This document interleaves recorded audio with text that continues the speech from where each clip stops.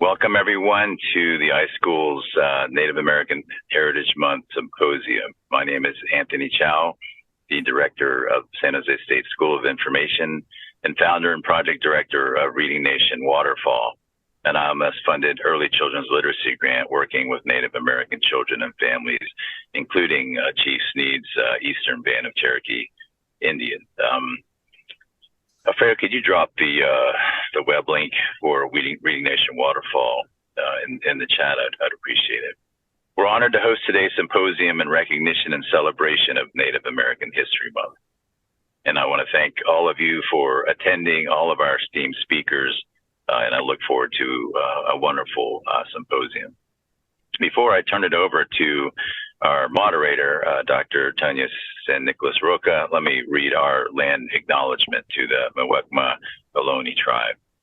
The San Jose State University community recognizes that the present-day Muwekma Ohlone tribe, with an enrolled Bureau of Indian Affairs documented membership of over 550, is comprised of all of the known surviving American Indian lineages aboriginal to the San Francisco Bay region who trace their ancestry through the Mission Santa Clara, San Jose, and Dolores during the advent of the Hispano-European Empire into Alto California, and who are the successors and living members of the sovereign, historic, previously federally recognized Verona Band of Alameda County.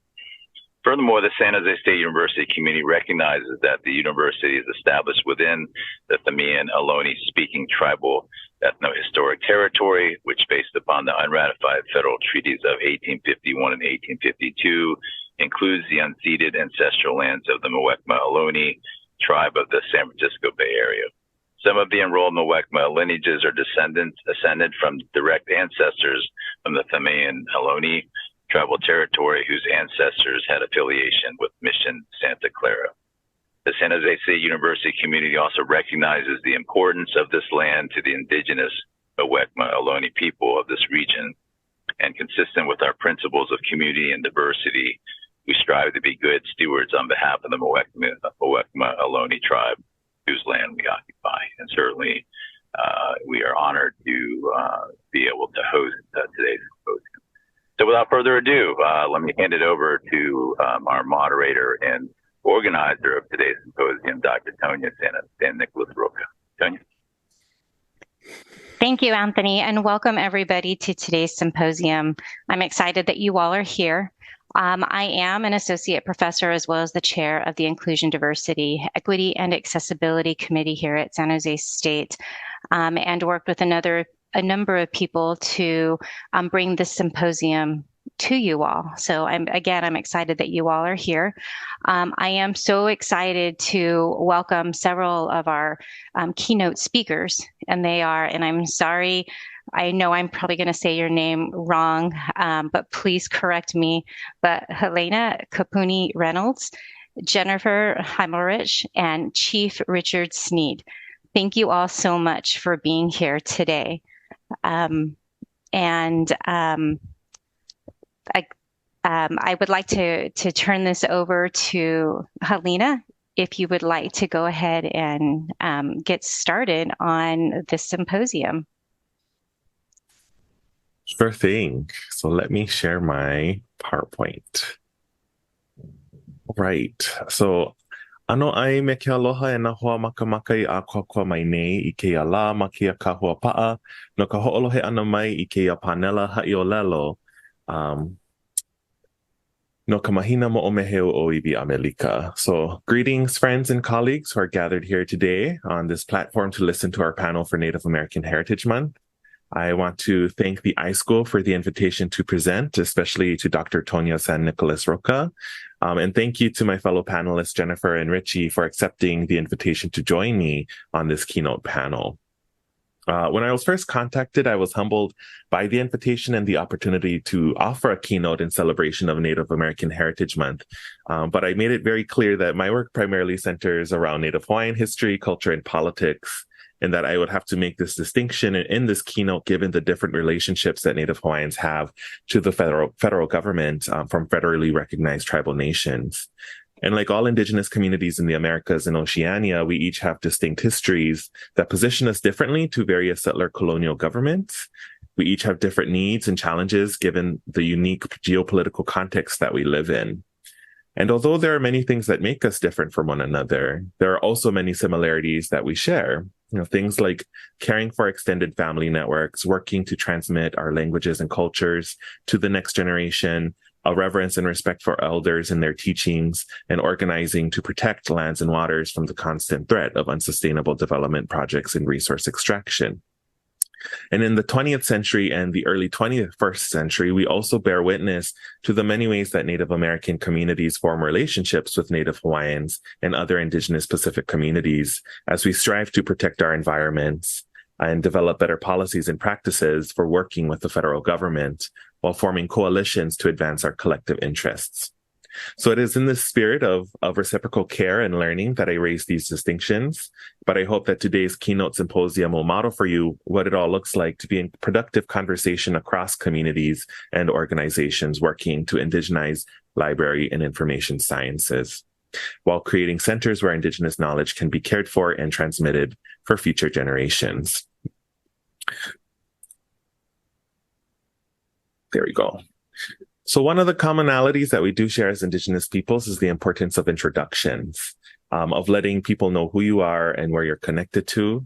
If you've ever been to Hawaii and had a chance to hang out in Hawaiian community, oftentimes elders will ask you, who you, or what is your last name? Because you're trying to figure out some kind of familiar connection to connect with you. But today, sorry, advancing a little bit too far here, sensitive mouse. There we go. So in Hawaii, we refer to this concept and practice as ho'olauna. And the root word here is the word launa, which means to treat with kindness and attention, to receive in a friendly manner, and to be intimate with one. So to give a ho'olauna of myself, no Kilkaha me Ola'a Maiau. I am from the island of Hawaii, from Kilkaha and Ola'a. So here you see a few stars that gives you an indication of where I'm from. I grew up living a very mountain to the sea kind of existence on my island. No Hilo, Puna, Ka'u, Kona, me Kohala, Ko'omauku, Puna. My ancestors are from the districts of Hilo, Puna, Ka'u, Kona, and Kohala. So these are all 5 of the 6 major districts on this island. And Hawaii Ku'ukulaiwi. Hawaii is where I consider to be my homeland. And the word kulaiwi here is the Hawaiian word for homeland that can be translated as the plains in which your ancestors' bones reside. So just to give you folks a little bit of a background of where I'm coming from, because I'm getting to, where I am today in the position that I hold, I come from a community-based education. I was raised in Kilkaha, but also educated through our Hawaiian charter school system there. I attended Ka'umekeka'el Public Charter School, graduated in 2003, received my high school diploma in 2009 at Keanala'ahana Public Charter School. Here's a picture of the largest graduating class of 15, picture to the right here. Went on to receive a bachelor's in anthropology and Hawaiian studies at the University of Hawaii at Hilo, where I really studied community-based archaeology. I realized that I didn't really like working out in the field, and that there was this pressing issue within museums to address repatriation, but also I was interested in how do Native Hawaiians work in museum spaces? What does it look like to indigenize museums in Hawaii? Which then led me to the University of Denver. I received a master's in 2015 after creating a master's thesis examining how Hawaiian royalty collections, otherwise known as ali'i collections, are curated at the Bishop Museum in Honolulu and the Lyman Museum in Hilo. And currently, I am a PhD student in American Studies at the University of Hawaii at Manoa, where I've also received graduate certificates in museum studies and nonprofit management. So pictured here to the right are 2 of my mentors in the museum studies program, Karen Kosasa and Noel Kahanu. So when I think about my intellectual foundations, and perhaps this resounds true for some of you as well, working in information and library sciences, is that it's not necessarily just coming from my own personal interests, but is rooted in the expectations and obligations that I have as a Native Hawaiian from Kilkaha. And so I broke this up in terms of, where I come from into 3 categories. The first being ohana, the word for family or extended family networks in Hawaii. These are my grandparents. My maternal side is from Hawaii Island, and my paternal side are settlers from Nebraska. And my grandmother and my mother were the genealogists in the family, so now I've inherited that responsibility. And I'm constantly thinking about the importance of sharing those stories, of creating opportunities to share stories of elders who have passed with my cousins, who may not necessarily have the time to be able to do that in their everyday life. Second is Kaia'ulu, or community. Since I was a young person, I was really interested in our community's history. And this is an example of an event that I organized as a young person, bringing together elders at this site called Hawaiian Village, where we just asked them to bring photographs to help start a digital archive for our community. And it was an opportunity for us to also bring members of the Lyman Museum into Keaukaha, which sparked a photo identification project that they would later pursue over the next few years. And last but not least, a lot of my work is centered around our Lahui, or the Hawaiian nation or Hawaiian people, really trying to think of how can we make museum spaces more accessible, more meaningful, and more critical so that we're being more representative of our history and our politics. So flash forwarding, I forgot to mention this at the beginning, but I am the Associate Curator of Native Hawaiian History and Culture at the National Museum of the American Indian. Quite a tongue twister. But when I think of my role, these are the main components of what I'm tasked with doing there. The first is research and scholarship. So I conduct scholarly, technical, and applied research related to Native Hawaiian history and culture in collaboration with Native Hawaiian communities. I perform research on Hawaiian museum collections. I'm tasked with producing accessible publications around Hawaiian history and culture, like creating articles, monographs, websites, with the purpose of disseminating that knowledge to the broader public. I'm also charged with advising Smithsonian Fellows when they arrive and need assistance in training. The second is exhibits and public programs. So in addition to my research, I'm tasked with working on long-range complex museum exhibitions and programs. So if you've ever worked with the Smithsonian or interned there, you know we take quite a long time to develop our exhibits, and that has to do with not only internal processes, but making sure that we're bringing the right people to the table. So I work on exhibits, program proposals, and different kinds of plans in collaboration with our education, design, and other technical teams. And on top of this work, community is really centered throughout each of these components, is that I'm not just working solely as the independent academic or curator, but really trying to figure out ways to engage and collaborate with Native Hawaiian community members. The third component of my job, which is my favorite part, is public service, which allows me to cultivate collaborations and partnerships between NMAI and other museums and cultural centers that supports NMAI's mission. I'm able to conduct lectures and tours, so being able to do this today is part of my job duties. I am tasked with producing popular articles and pamphlets, blog pieces again, for the broader public. And then responding to any kinds of inquiries that I may get from community members who are looking for assistance, resources, or even connections to others who may be able to assist them in their projects. And last but not least, I'm tasked with collaborating with other units within the Smithsonian. So for example, I work very closely with the Asia Pacific American Center. And last but not least, I have a small fraction of time in my job to be able to work on collections. So this, for particular with NMAI, we have a very small Hawaiian collection, about 14 to 17 objects. And so my task is to really consider, what would be appropriate for the NMAI to collect around Hawaii, if they will be collecting, but also continuing to conduct research on the collections that we do have. So here I am pictured with Emil Hermeni horses, one of our curators at NMAI, when we tabled at the Honolulu Intertribal Powwow in September. So given that this is a keynote for library and information sciences, I wanted to brush up a little bit on this field. As you may have heard or have picked up in my presentation so far, my background is more so within the realm of museums and the museum literature, many parallels with library and information sciences. But I wanted to provide you folks with some resources that I found that helped me to better understand the field of Indigenous librarianship. So here are two articles that really provided a great, perhaps, chronology of, how folks were thinking in the late 2000s around this issue, as well as an update on the literature from 2021. Feel free to download these and to read them if you haven't already. They're great resources as you continue doing your work.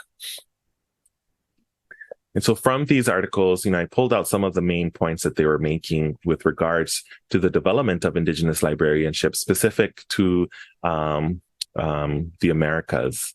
So here we see that the authors state that Native American librarianship looks very different than other cultural groups because of the formal relationship that tribal nations have with the federal government.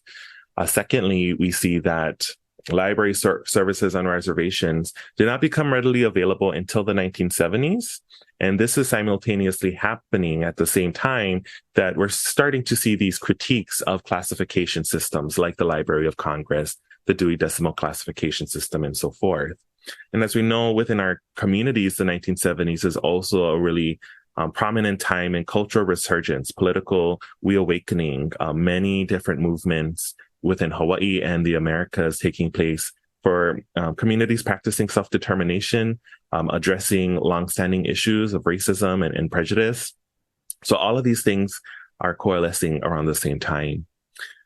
When we think a little bit about the history of that time, there were hearings held by the National Commission of Libraries and Information Sciences in 1974. And this was the first attempt to identify a need for library and information services, as well as the lack of any formal policies that would guide this process for tribal communities. If we flash forward about 30 years into 1992, the NCLIS then produces a report titled Pathways to Excellence, a report on improving library and information services to Native American peoples, which documented the ongoing issue of inadequate services for Native Americans living on reservations, as well as the discrimination that Native peoples living in urban areas faced when accessing their materials. So these kinds of reports that are generated, in the past as well as in the present are very important for pushing forward Indigenous agendas in these institutions. And if we think about creating critical capacity and spaces for Indigenous librarians to mingle, to get to connect with each other, to network, it's really the Tribal Archives, Libraries, and Museum Conference. The first was held in 2003, and that has grown to what we know as ATOM today. So if you haven't gone to ATOM, the Association of Tribal Museums, Libraries, and Archives, I got that acronym wrong, but that's okay. You can look it up. I'd highly encourage you to go to meet your colleagues.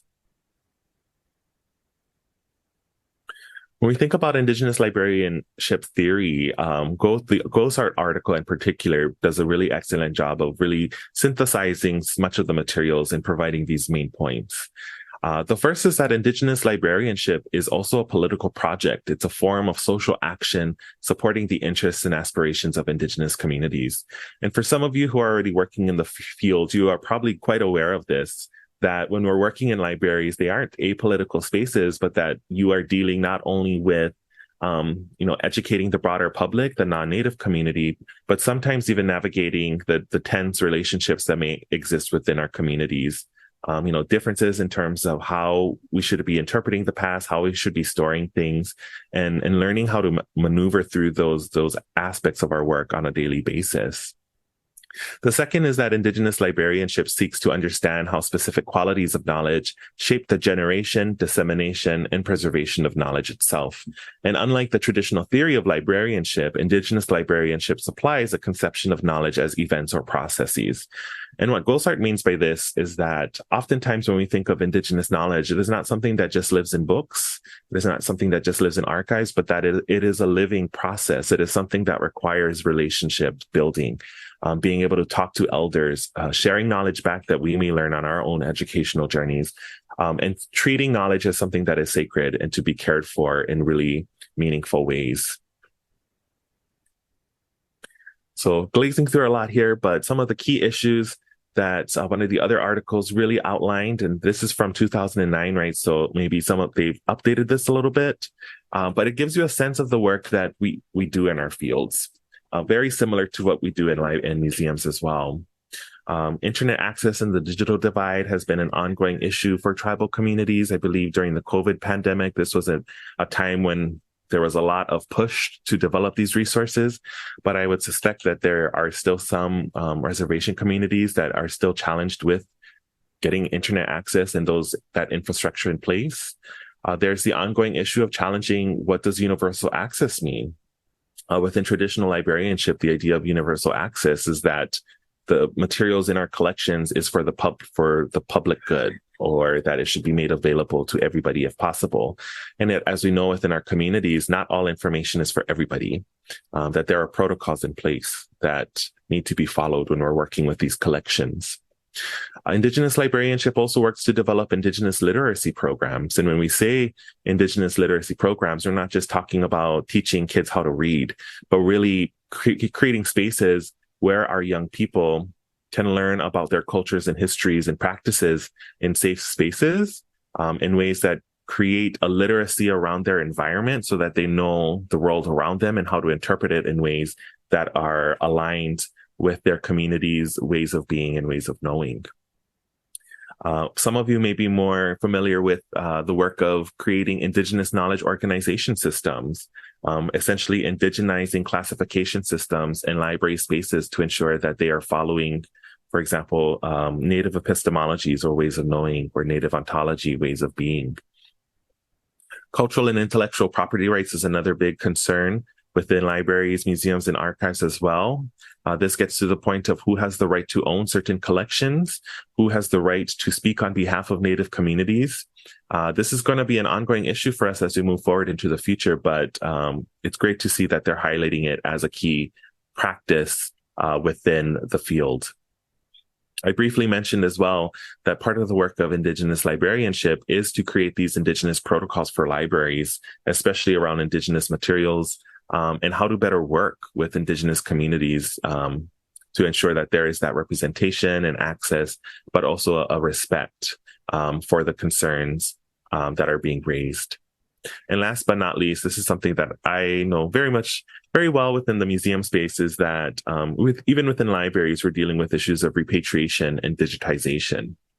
So repatriation, the return of cultural materials and ancestors to their home communities. From Hawaii in particular, we've been really active within the United States on returning our ancestral remains as well as sacred materials back to Hawaii. Now we're seeing a lot more folks doing work in the international arena and trying to create the protocols and processes to ensure the return of collections abroad. And simultaneously, what some tribal communities have really asked is that, for certain objects in particular, that they be digitized, that 3D models be made available so that they can teach knowledge using these objects to pass down different kinds of traditions. So this is just a survey of the kinds of issues that you may be facing within your work in the future as you continue this career path. So a quick case study, again, coming from Hawaii, which is what I know, is that in June, I was honored to be able to facilitate a conversation for a 2-year IMLS National Leadership Grant for Libraries program. It was titled Kawaiha Pai, Co-Creating Controlled Vocabularies for Social Justice, and it was led by Dr. Siobhan Matsuda, who is the head librarian for Maui College, Anne Marie Paikai, who is the Hawaii Pacific Resource Librarian at Leeward Community College, and Kiahiahi Long, who is a librarian at the Lonomelaka Resource Center of Kamakakua Kalani Center for Hawaiian Studies. So these are all University of Hawaii librarians, peers that have gone up through the LIS world and have worked really hard in Hawaii to create spaces for Hawaiians within the library field. This is Anne Marie, this is Siobhan, and this is Kiahiahi. I know that someone in the audience was also at this event, so aloha to you. And, through this project, they worked to create a framework to organize information according to Hawaiian epistemology, thinking about students and scholars and the ways they access their libraries in the University of Hawaii and trying to make them more accessible and meaningful as they do their research. They also work to increase and improve intellectual access to Indigenous Hawaiian collections and materials, as well as to support Indigenous and other marginalized communities in related work. So when we think about these initiatives, I think oftentimes the expectation is that you get the grant and you finish the project in your 2-year period. But when you're creating something like this, it takes more than just a single grant project to do so, because you are, reaching out to these multiple stakeholders and really trying to develop something from the ground up. And so at this gathering, my task was to help facilitate kind of an end of grant conversation to determine the next steps. Who is going to continue working towards creating this controlled vocabulary? Who has the capacity? Which institutions can commit resources to be able to do that? And so I was really humbled to be able to join our librarians across Hawaii for this conversation. And on that note, I'm going to hand it over to my co-keynote presenters, Jennifer and Richie, who will be able to talk more about their experiences. When I think about the work of Indigenous librarians, there's three things that really come to mind for me. And this is also true for folks in the museum world, is that we work to honor the past and those who came before us, and to do that in ways that are really sensitive. We also work in the present, and that we're faced with so many challenges and struggles, but we have to tackle them head on if we want to create the change that we desire. And last but not least, we have to also find the time to dream and to plan for the next 7 generations, because the work that we do today sets the foundation for those to come. So on that note, I will hand it over to Jennifer. Thank you, Helena.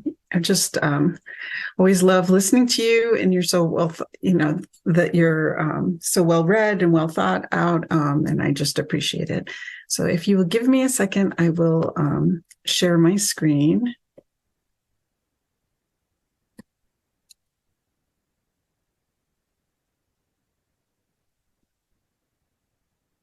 Can everybody see it? No, I can't see you. So is there a yes? Not yet. Yeah, not yet. You can't see it? Okay. No. So we'll try to, I think once you choose it, hit that share and see what happens. There we go. Now something's happening. Okay. And okay. If we hit presenter mode, we should be good. Thanks, Jennifer. All right. Wonderful. Looks good. Everybody. Everybody.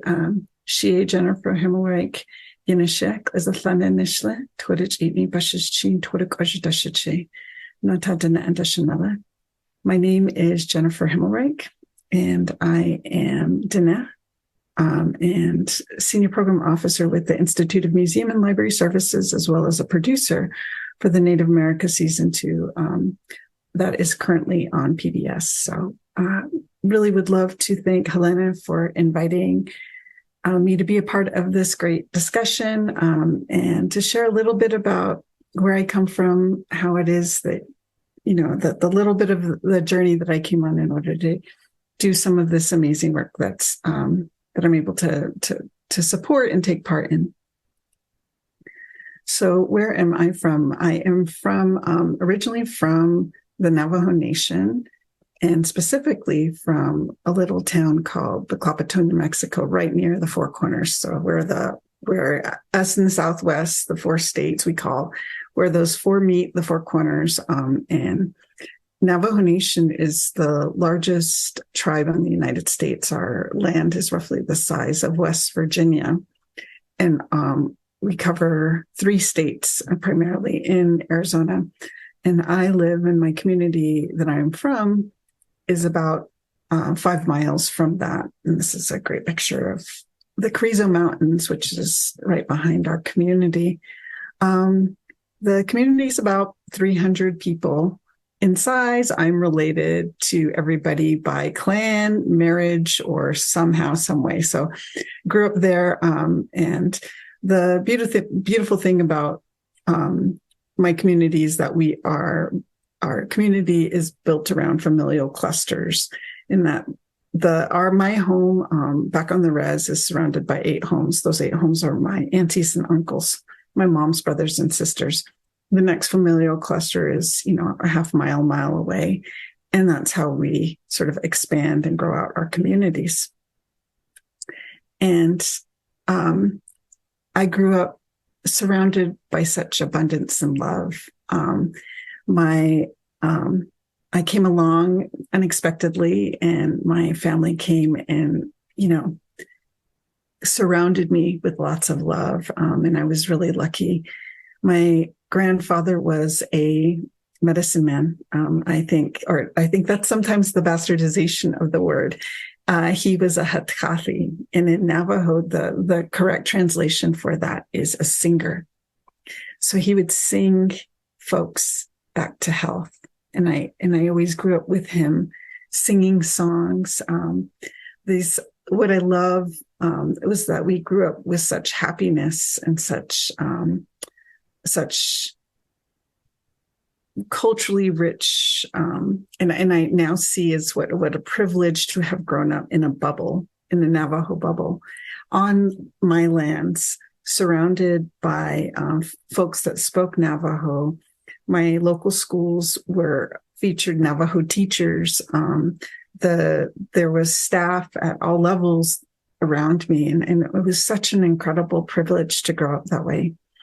My grandmother was a weaver, a daughter of a Hatkathi, married to a Hatkathi. My grandfather was a son of a Hatkathi who apprenticed under my grandmother's dad. And he was such an amazing person that was always so incredibly warm and just kind and compassionate. And I was really lucky to have that. My mom met my dad when I was around 9 months old, and they married, and my little sister came along, and it was just this great childhood where I was surrounded by lots of family. And as everybody was trying to make a living, out there on the reservation. And my grandfather often told stories around in winter. We tell stories of our creation story. And I love this imagery because it shows here in this round image at the bottom is really the story of how we came into being. And Navajos believe that we came out of, we sort of our existence happened in this first world, a black world. And I think of this often as pure energy. We were just at sort of a consciousness that existed. Strife happened and we had to ascend to the next world, which was the blue world. And as we ascended into the blue world, we encountered new ways of being and doing that required us to have to be agile and flexible and learn. And again, strife hit us. We had to move to the next world. And again, the same thing, we encountered new beings, ways of thinking and doing, and we had to adjust and modulate until we came into this world, fourth world, which we call the glittering world. And we took pieces, you can see the colors there, of the worlds before us in order to figure out how to move in the world. This mindset is so incredibly central to myself and the way that I view the world and the current changes that we're having to address and work towards in our tribal communities.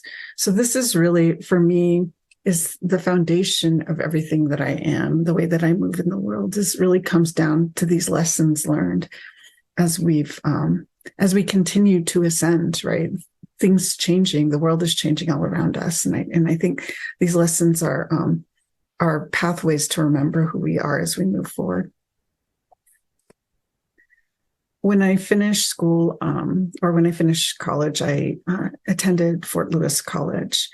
And what was fantastic about Fort Lewis College in Durango, Colorado, which is just on the Colorado side of for the Four Corners, is it's one of the schools that still honors its treaty to tribal people in that it offers free tuition for its students.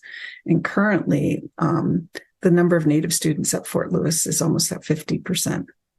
So it's a different thing. I had started initially at Colorado State University and really struggled. I felt lost. I was the first of my family to go to college.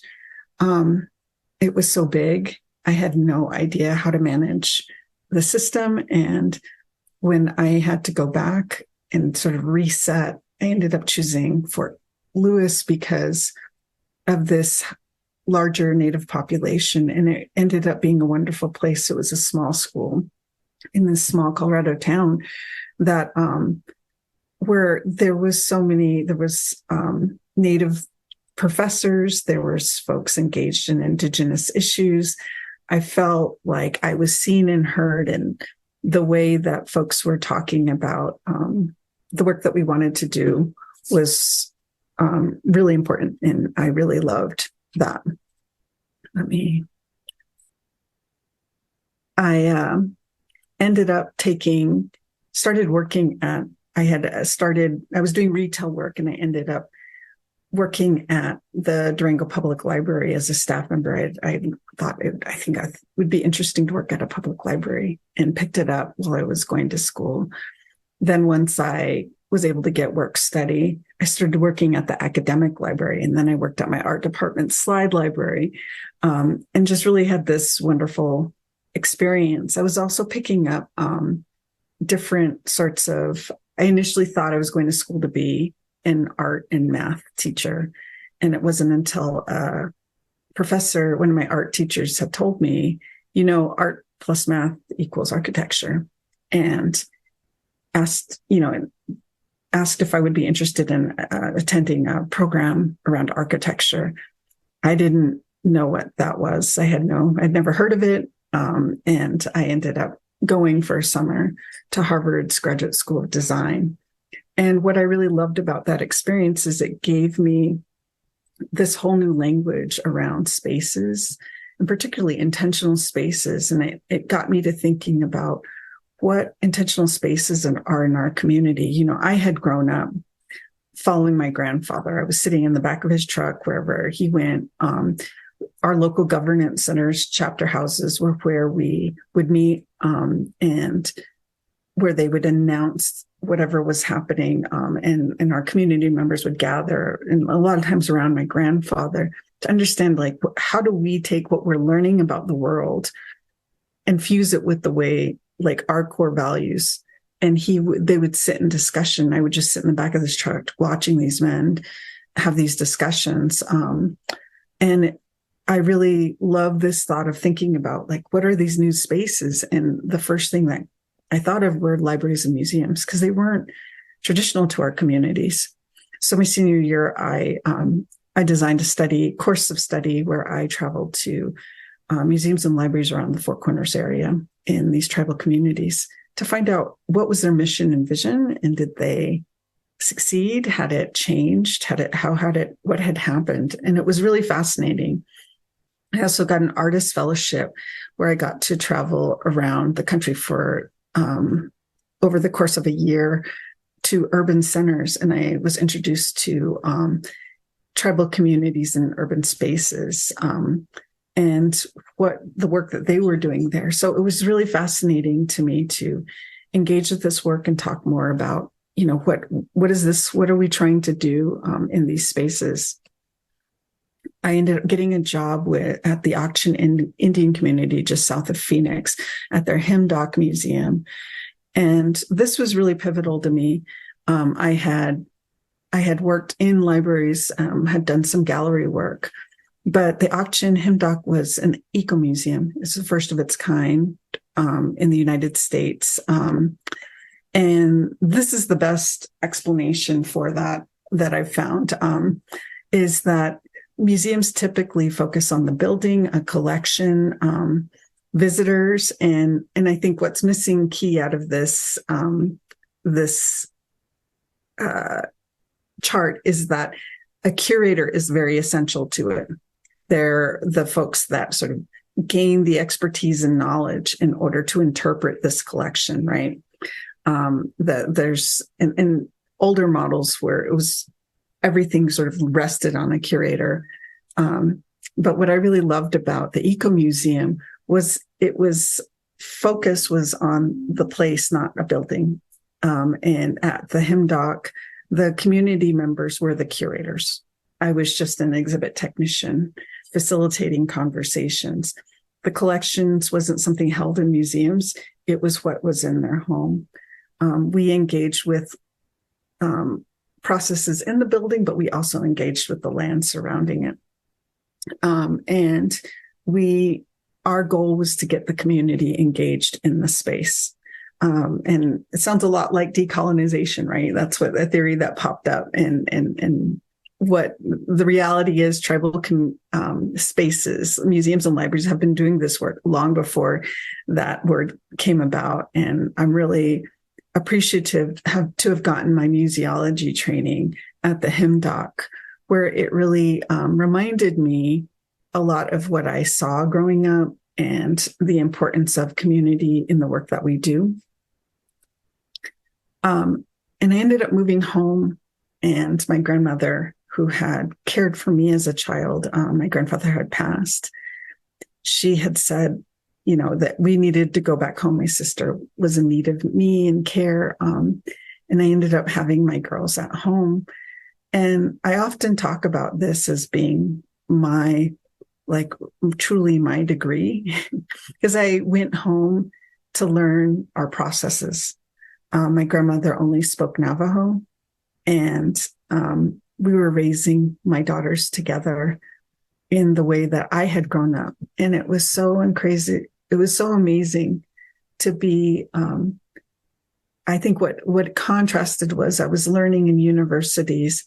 There was a continual narrative around how, desolate our reservations were, how they were sort of prisons that we were forced into and herded into. And when I was back home, I found that there was so much abundance of culture, language, community, of if I put some elbow grease into the land, it would give me what I needed to survive. I had a sheep. I was gifted a sheep, pregnant sheep, and we had a whole herd of sheep. We started planting fruit trees. And it was such a revelation to me and a reminder of all the stories that I had heard of that we needed to remember. Again, this abundance that we had, it was so different than what I was, had heard at a university level. And I loved it. I began working on my language, was able to center my kids in the way that I had grown up. It was such a gift to be able to do that. I began thinking about sort of what career I could do. And I went back to my great mentor at the HIMDOC and said, what do I do? And she had said, if you're really smart, I think you should get an MLIS degree. And so she guided me in this direction. And I was briefly at SJSU. And I think what that gave me was I was with the Circle of Learning cohort and really enjoyed learning from my colleagues who are doing now just amazing, fabulous things. But I found that at the time, the curriculum was just the way that I thought and was connecting based on my museum experience and what I was interested. I found a lot of supplement out of internships and fellowships. And this was something my mentor had guided me to. And I took on any opportunity. And the way that my brain worked, we were talking about this as we were planning this talk, it always felt a little off and different. I think even trying to find me a mentor was hard because nobody had done what I was thinking of doing, trying to meld the fields, connect it, be super community oriented. And so I ended up finding opportunities, creating them for myself. And one of the key experiences I had was with the Peabody Essex Museum's Native American Fellowship Program. They placed me in I told them what I wanted to do and gave them this vision for this work. And they said, it sounds amazing. You're going to need to know how to write for grants because that's all the great projects right now run on soft funds. And I had no clue. I'd never even encountered the world of that. So I got a fellowship in the area of development and grants administration. And this really opened up a whole new world for me.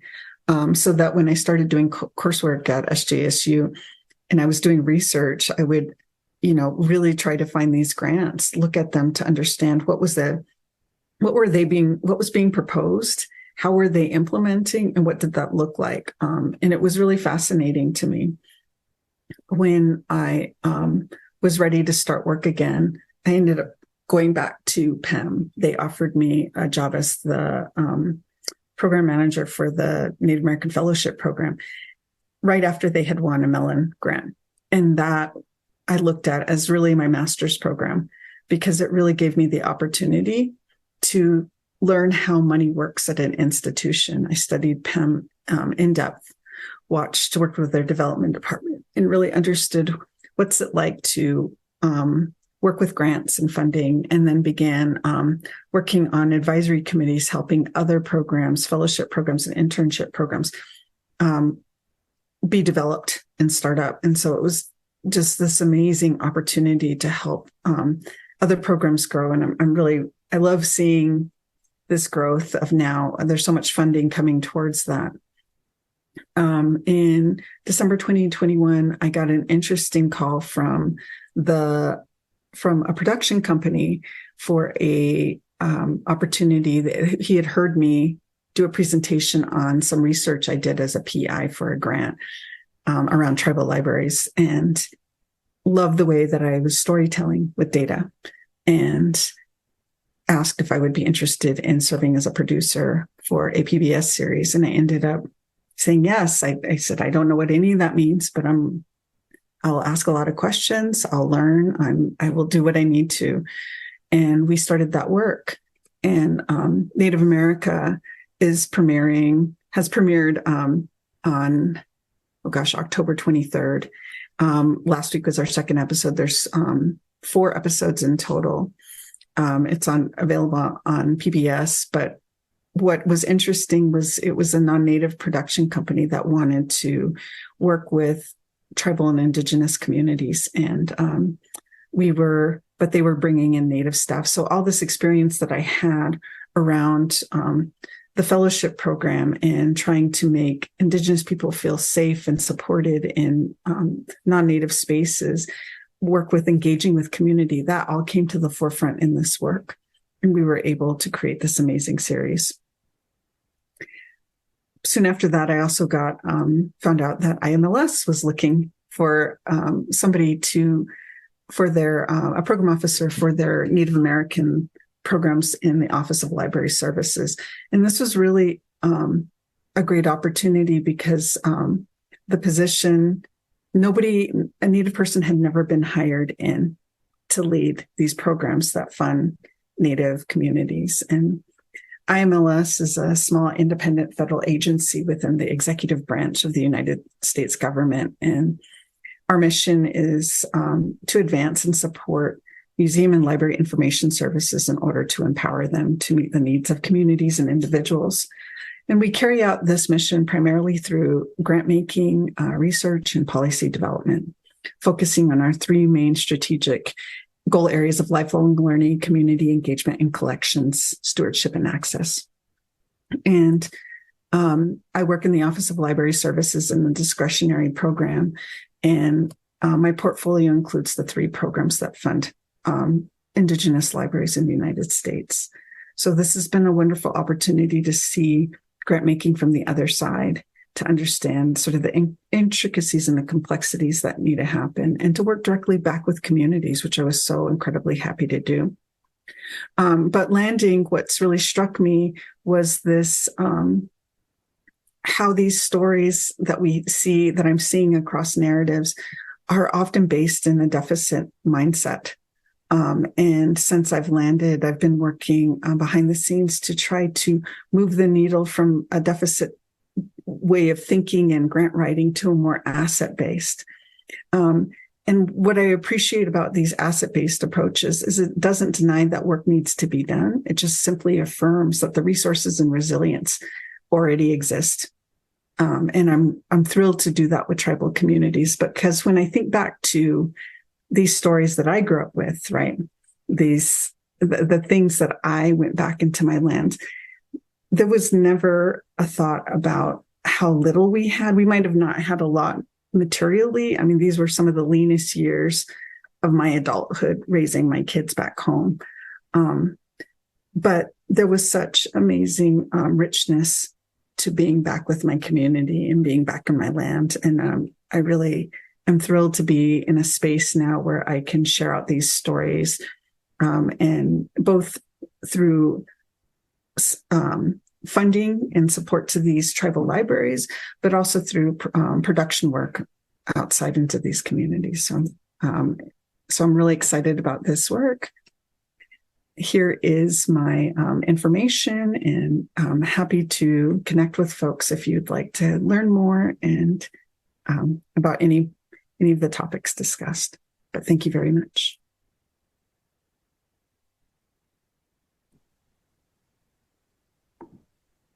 Perfect. Thank you so much, Jennifer, for that wonderful presentation.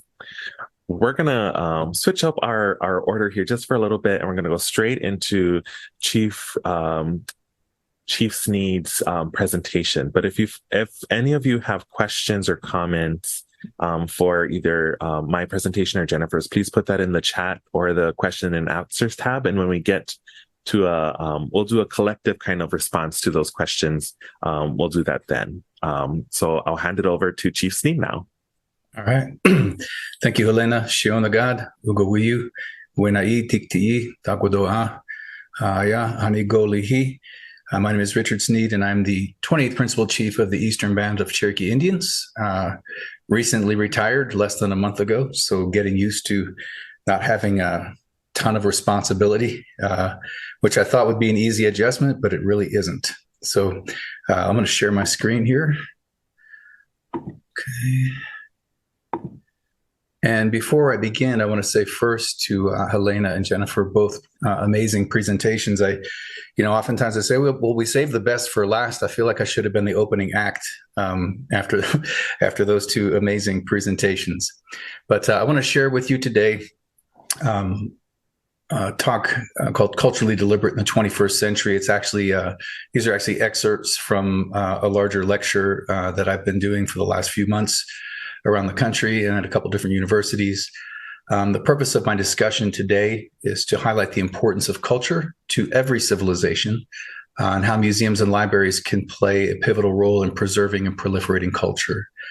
I'm going to use Indigenous history to demonstrate the importance and the magnitude of culture and tradition that they play for the livelihood of any civilization. And lastly, I'm a firm believer that history, if we know it, informs the present and the future, and our ignorance thereof does not fail to diminish history's power over how we're living today.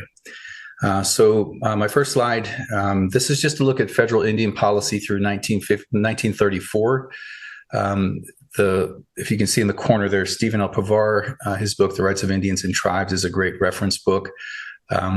So looking at first 1492, keeping in mind the main objective of colonization is the acquisition of resources. That has not changed from the beginning of time until now, and we still see that happening in the present day. 1492 to 1787 was tribal independence. This is when tribal nations, and at the time of contact, there were over 500 tribal nations in North America.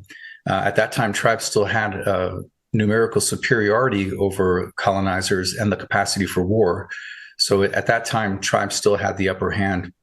1787 to 1828, you can think of this as the treaty period. This was agreements between equals. It was also at a time when the founders of the United States regarded Indian tribes as sovereigns, as nations, and having the right to govern their people as they saw fit.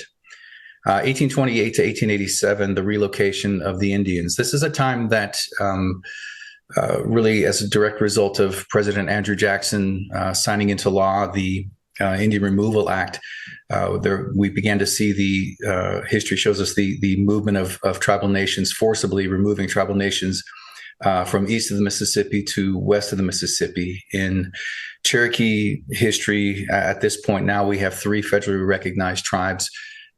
Historically, there was only one tribal nation with a landmass that was in 7 states. But as a result of some treaties, Treaty of 1817, you had the first group of Cherokees leave on their own, trading millions of acres for land in Arkansas, which they were then forcibly removed from there into what was then called Indian Territory. You had the Treaty of 1819, which were my ancestors. We were able to stay. That's why we're still here today in Western North Carolina.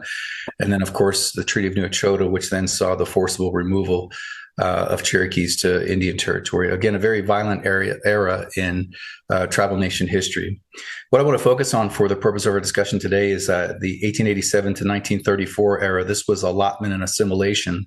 If you've seen, there's the new Scorsese film out, Killers of the Flower Moon, you see that again, resources. It's always about getting resources. The Allotment Act was to get land back, and then assimilation was, what do we do with all of these Indians now that we have on reservations? My father was a tribal council member for many years, and I remember growing up around tribal politics and the discussions around that. And I remember my father saying one time around the dinner table, he said, he'd come back from Washington, D.C., and he said, the federal government wants out of the Indian business. And I said, why do you say that? He said, it's too damn expensive. And so assimilation was the federal government's attempt essentially to indigenous people into the greater white society. And by 1887, there were already 200 Indian schools under federal supervision with over 14,000 children in custody, if you can imagine that. Assimilation in the boarding school era, Captain Richard Henry Pratt famously stated in a speech, kill the Indian in him and save the man. And his thinking was that if the federal government could assimilate Indians into the greater white society, it would be for their betterment, their own good, and more importantly, it would open up land for more white settlers. What the policymakers understood was that the foundation of any people and any group is its culture. If you can destroy the foundational components of any people group, you destroy that civilization. What are those components? I thought it was really amazing in Jennifer's talk when she talked about when she went back home, and she's correct. Every indigenous community is its own little bubble, and but there's this whole other way of living and this whole other way of life there that has been there from time immemorial. And those components are language, religious beliefs, ceremony, ritual, values, community, food, traditional clothing. And I think Jennifer mentioned just about every one of those in her talk, and how powerful those were to come back to, and then to be able to learn that from her grandmother and then pass that on to her children. What we know now, as a result of a recent Department of Interior investigation, found that children were exposed to, quote, systematic, militarized, and identity alteration methodologies. Now, if you're like me and you're a veteran, you understand that because it's the same methodology that's used when you go to boot camp. If you're a Marine Corps vet like me, you definitely know it. The whole point is to strip you of your identity, to break you down, to make everybody the same, and then to rebuild you or to program you into the person that they want you to be. The methodology that was used on children, indigenous children, removal of traditional clothing, the cutting of hair. This third bullet point is the one that really breaks my heart, and that is renaming. Your name matters. And I was Helena when he was doing his talk and talking about the importance of genealogy and knowing where you come from. Renaming somebody is criminal. The banning of religious practice, corporal punishment, solitary confinement, starvation, physical, sexual, and emotional abuse, and of course, disease. Indigenous people, children being exposed to diseases that their immune systems could not handle, and there were many, many deaths from that. And we know this now. This really came to light a few years back when I think it was in Canada, when they discovered, a mass grave with, I think, 220 children's bodies in it. And so now the rest of the world knows that this went on. The findings said, this report confirms that the United States directly targeted American Indian, Alaska Native, and Native Hawaiian children in the pursuit of a policy of cultural assimilation that coincided with Indian territorial dispossession. Again, it was all about resources. When things like this happen, or when things like this, I shouldn't say happen because it was deliberate, there are long-term negative outcomes that still plague tribal communities today. Addiction, tribal communities generally will have higher rates of substance use disorder, physical abuse, sexual abuse, mental health issues. Tribal communities generally will have higher rates of suicide, diabetes. All of these can go under the heading of historic trauma, and that is a cycle that you have to deliberately break. When I do this talk live, I always ask the audience, how does this information make you feel? And the responses I have gotten are angry, sad, disgusted, and it should make you feel that way. If you have a heart, if you have a conscience, it will make you feel that way, and it should. But I want to say there is hope. There's a path to healing, and it's important that we note that we cannot change the past on an individual level. My wife and I talk about this all the time. My wife is a United Ketua band Cherokee from Oklahoma. She had rough coming up, and so she ended up going to boarding school, very different from the assimilation boarding schools, but she grew up in most of her childhood in boarding schools. And we talk about how we can't change the past, we can only learn from it. And one of the things that I think is very troubling that we have to avoid as well in the time in which we live is the temptation to blame the present generation for the sins of the past. We individually and collectively have the ability to shape the future. And this is where I believe, and you'll see in my next couple slides, where libraries and museums play a pivotal role in helping to shape the future. I'm a firm believer, and this is really just, being a tribal leader. I was in office for 8 years, and having the weight of a tribal nation and all of its people kind of on your shoulders every day. And I'm a fixer. When I see something is broken, when I see something is out of order or it's dysfunctional, my first way of thinking is, okay, what's the root cause of this? How do we correct this? And I don't want to put Band-Aids on a gaping wound. So what is the root cause of this issue, and how do we correct that? And as I thought about these things for the last 8 years being in office, I came to the realization that the answer to our problems are not new, they're ancient, which again, when Jennifer was doing her talk, I'm like, she's doing my talk, because the answers they're ancient. It's our values, it's our culture. We have to learn to apply and adhere to our traditional and cultural values because of the anchor for the human soul. And that's whatever your background is. If you're German, Italian, Irish, if you're a tribal citizen of a tribal nation, we have to know what those values are. We need to know what our genealogy is. We need to know where we come from, who our people are. I loved it when Helena was talking, and I don't remember the phrase he used that meant essentially, who are you, where are you from, who are your people? It's so important. And so there are great lessons that I believe the rest of the world can learn from Indigenous communities. For my people, it's this. It's returning to our language. When I first came into office way back in 2015, we had 272 fluent Cherokee speakers left in our community out of 16,000 people.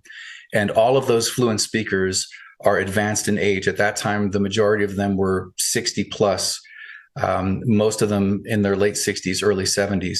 When I left office, we had 128. So that's a huge percentage of fluent language speakers to lose. But more importantly, or equally as important, the history, the culture, all of the stories, everything that they know and understand about our past and about our values and who we are as a people, that died with them, except for the fact that we were interviewing and recording. So when I came into my second term, my goal and my objective was to ensure that we were going to not only preserve, but to proliferate Cherokee language. And so there's been a renaissance of adult Cherokee language learners. And we did that by actually creating full-time paid positions, because my mindset was, if I'm serious about the preservation and proliferation of our language, we need to put our money where our mouth is, because it's a very difficult language to learn. It takes a long time. So we created an adult immersion program. And so that program now has grown to about 35 or 40 adult learners. It's a 2-year program, and they essentially live and work amongst the fluent speakers 5 days a week. So it's been pretty amazing. Returning to our traditions, our ceremony, our traditional foods, our values. And this was a big one for me, because I firmly believe that every civilization has an ethos and has a value system. And so I started asking the question of tribal elders. I would say, what does it mean to be Cherokee? And they would look at me like, what do you mean by that? I'm like, well, what does it mean to be Cherokee? I'm like, it can't just mean that well, I live on the reservation. I get these benefits because from the tribe, because I'm a tribal citizen. What does it mean to be Cherokee? And so this began this whole discussion, an interview process where I was once a month or twice a month, I would sit down with a tribal elder and interview them. It was more of a conversation, but we recorded it for posterity's sake, to talk to them about the values they were taught when they were growing up. And then more importantly, adhering to those values, because it's one thing to say you have values, but if you don't live by those values, you don't have values, right? So it's only those ones that we adhere to. And then lastly, and this is a big one, is our medicine game. So stickball, the Cherokee word literally means little brother of war. You can see in the middle center that black and white photo. That's a really old picture. That game used to be used to settle disputes. Rather than clans going to war with one another and killing one another, they would play the little brother of war, the stickball game. And you can see in the top right, even now the little kids are playing, and it's always awesome just around festival time to see each community has a team, and their team represents their community, and to see everybody out supporting, and just it's been really cool. So how our libraries contribute. One of the big things our library has done is essentially created a library within a library. They now have an entire room that's solely dedicated to Indigenous materials, Indigenous studies, Cherokee history, genealogy, etc. Another thing that they're doing is they're scheduling cultural classes that are being hosted in the library. This is where they'll bring in a master basket maker or a potter or a wood carver, and they're teaching, over a series of weeks, 1 or 2 days a week, teaching the next generation. When I was a kid growing up, there was a lot of poverty here. Now we're a gaming tribe, and we're involved in all these other economic development opportunities, which is great. But I've also noticed that when I was a kid, people made baskets, they made crafts, they did pottery, they did wood carving to make a living. And now that we have resources, fewer and fewer young people are doing that. And so the concern is that that's going to be lost. And so the library is hosting classes to teach the next generation. Genealogy, as I said earlier, I'm a firm believer, it is so important to know your own family's history, who your people are and where they come from. My parents got divorced when I was probably less than a year old. And I never knew my father. My mom took my sister and I from the reservation, and she took us to New Jersey, where she was from. Grew up not knowing my father, not knowing my family. I met him when I was 13 for one day. And then the following winter, I moved down to live on the reservation with my father, my stepmom, and my stepsister. So I essentially moved in with 3 strangers when I was 14 years old. There was always an emptiness. And when I talk about it, it's like growing up around my peers who had, strong ties to their family, to their grandparents. And I didn't have that. And I always felt like I didn't belong. I felt like there was a piece missing in my heart, a puzzle piece, if you will. And I, tried to find every way in the world to fill that and never could. And then when I was about 25 or 26, my father had said to me, I had a family at that time, and I really needed to build a house. And he says, well, I've got a couple acres up on the mountain. We'll go up and look at it. I'm like, okay. So we drive up there and we park off this gravel road. And I noticed a graveyard in the distance. And he's pointing out the land. I'm like, what's that over there? He said, well, that's the family graveyard. I didn't know we had a family graveyard.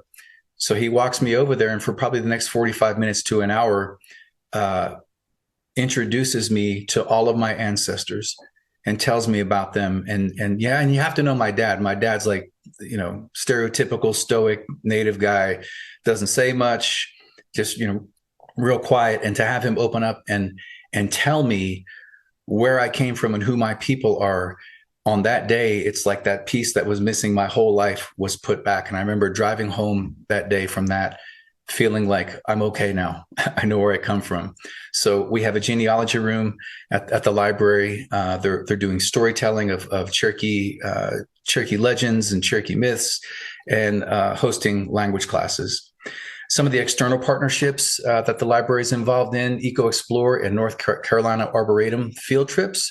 And this is to teach students about traditional plants. One of the things I'm really proud of that our administration did If you're not familiar with where we are, we're in Western North Carolina, and we're actually the boundary, the reservation boundary. And I keep calling it a reservation, but we're unique. We're actually not a reservation. We're a boundary, but I'm not going to get into that. If you come to Cherokee, it says, "Welcome to the Cherokee Indian Reservation."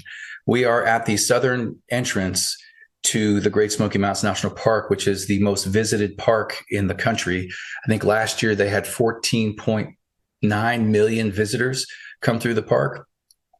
One of the things I was really proud of, we were the first tribe to be able to work out an MOA with the National Park Service to allow our people to get permits. If you know anything about the national park, taking plants or any wildlife or anything from the park is absolutely prohibited.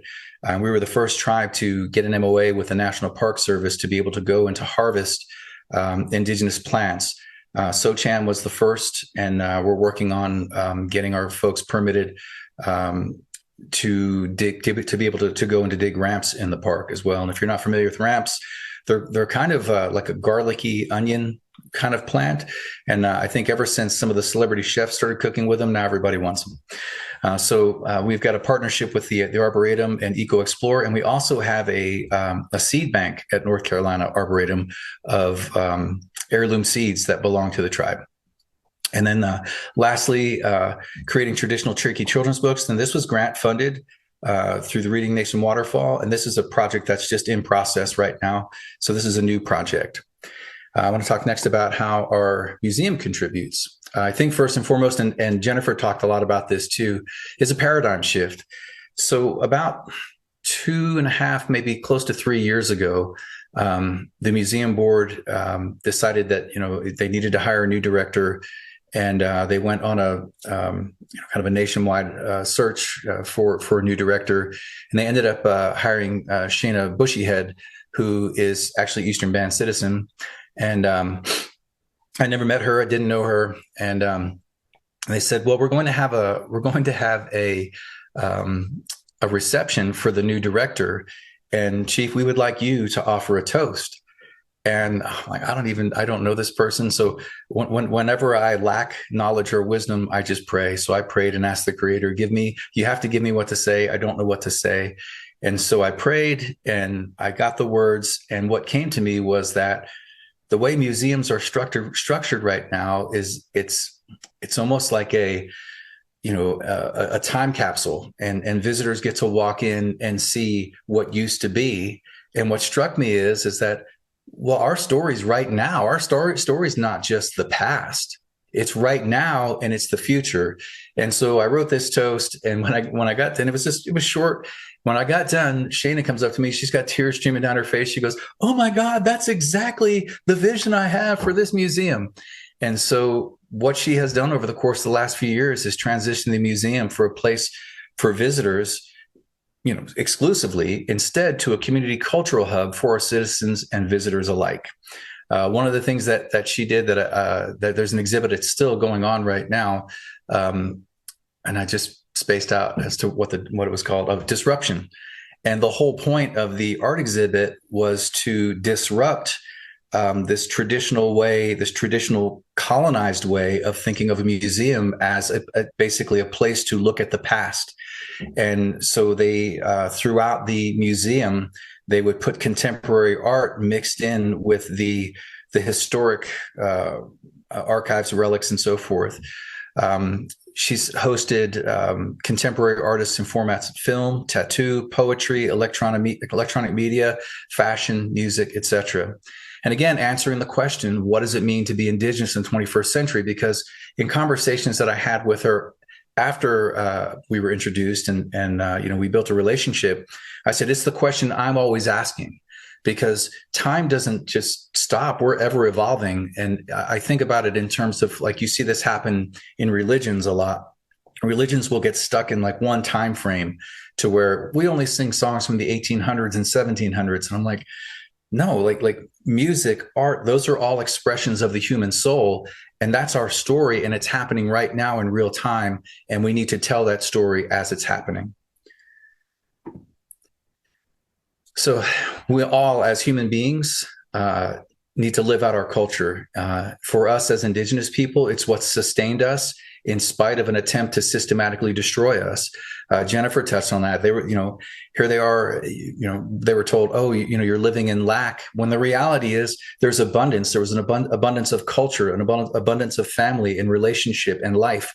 It's what sustained us in spite of the attempt to systematically destroy us. Today, there are 574 federally recognized tribes. We are still here because we've adhered to our culture. And I believe libraries and museums have an absolutely pivotal role in helping the community to get in touch with culture, to live it out, to adhere to a value system, and to preserve our culture from here on until eternity. Thank you. Stop my share. Thank you so much, everybody, for your wonderful presentations. It was so nice to listen to everybody and what they had to say, and I can say that some of the things that you all were talking about are things that I've experienced as well. My family is from Guam, and so the importance of culture and language and the type of clothing you wear, all of the things that you all were talking about is extremely valuable and important, and things that need to be preserved. Unfortunately, on Guam, I can't speak Chamorro. My family didn't teach a lot of us how to speak the language, and so sadly, the language is starting to die. And not the full culture, of course, because we still have food. And let me tell you, I can cook the food, and I can wear the clothing, and I respect my elders and the land, and the respect for family is still alive and still something that's cherished and expected. And so it was so nice to hear everything that you all were saying. And I think it's important for everybody to really understand who they are, know where they come from, so they can appreciate who they are, and then learn to understand other cultures and find commonality, because I think that's the piece that will help us grow. Yes or no, we cannot change the past, but what we can do is just appreciate who we are, appreciate who others are, their cultures, and then grow and help one another and be really the best we can possibly be, and cherish, again, where we come from and who we are. So thank you so much, all three of you, for your presentations. And I do know that we have a couple of questions already in the chat, and I don't know if you would like me to read them, or if any of you would like to read any of them. But there are two. And if you don't mind, maybe we'll start with those. And then for others, if you all want to, if you all feel comfortable speaking, you can feel free to ask the question, or if you would like to ask your question in the chat. But if you don't mind, I'll go ahead and start with the first question. It's to any presenter. What are some of your thoughts on how we can shift, influence educational institutions to establish Indigenous librarianship, libraries as a core component in MLIS programs? Thanks for the question. And for Richie and Jennifer, I'm actually going to weave this into one of our kind of panel discussions that we have, which is, what are the challenges of advancing this kind of work in our fields? And this question gets straight to the point that part of it is capacity in creating programs where Indigenous students can learn from practitioners, from scholars about how to do this work in ways that are effective. I can speak from recent experience within the field of art in Hawaii. And this speaks to the importance of organizing, not just within the university that you're at, but really knowing your community that surrounds you and working towards a common interest. So last year, there was a major art exhibition that was held across multiple University of Hawaii campuses. It was called Aipohaku. It was the first time in over 20 years that there was a major art show of contemporary Native Hawaiian art within the University of Hawaii, which shows kind of the length of time it has taken the institution to do that. The curators for those shows were very intentional and called out the university in many ways for the ways in which they haven't supported or created opportunities, haven't allocated resources to support Native Hawaiian arts in Hawaii, in a system that kind of claims itself to be an Indigenous serving institution. And so part of those efforts that I was able to be a part of, this was before I took on this position. I was working as the graduate assistant in museum studies, was we put together a petition. We worked with the artists and the curators to develop this petition that essentially demanded the university to create a tenure track Hawaiian visual art position in the art department, something that they didn't have.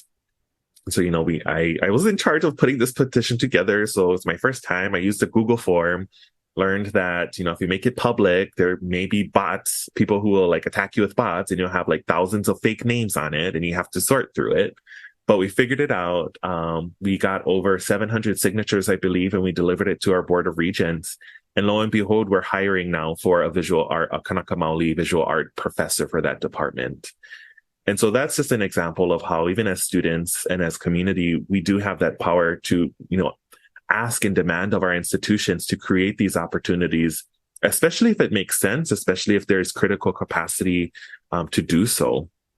So that in terms of MLIS programs, I don't expect all MLIS programs across the North America to have an Indigenous focus, but there are definitely those programs who are starting to move in that direction, and we need to be able to support them and get the word out to potential students that, hey, there are these programs that hopefully you'll be able to contribute to developing, right? Because these are still relatively new. I think there's a lot of places that are still trying to figure out how to work out the kinks on indigenizing these fields or creating spaces. But there are opportunities for us to really restructure how we think of MLIS to really serve the needs of our communities. So I'll stop there. If Richie or Jennifer, you have anything else to add to this question. I'll pop in and just add that, I think that was the hardest thing, was to be in a program that didn't have that as a core component in it. It was, I did my program, I think, over 10 years ago. And I think one of the hardest things as a non-white student going through some of these programs is that when you are explaining, what I ran into quite a bit was when you're explaining how something theoretically works and you're being taught it. And we as folks are saying, well, and a lot of us who were going through the program had actually library experience, saying, actually, this won't work. There's actually other models that are doing it. It then became this, well, why don't you teach the class this thing? And it just sort of reminded me how we have so many amazing professionals in the field that could be pulled forth as lecturers. There's a way, they may not have the PhD, but they have the PhD in actual, they've been doing the work a long time. They've been building stakeholders. And sometimes I feel like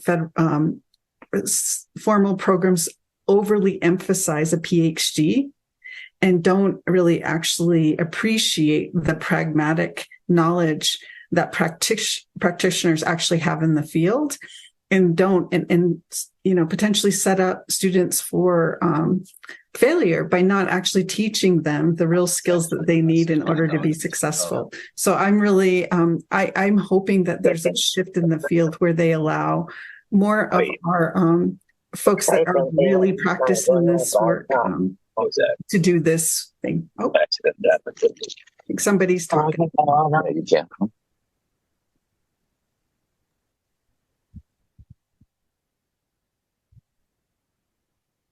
I think you can keep going, Jen. That was an audio thing. Yes, definitely.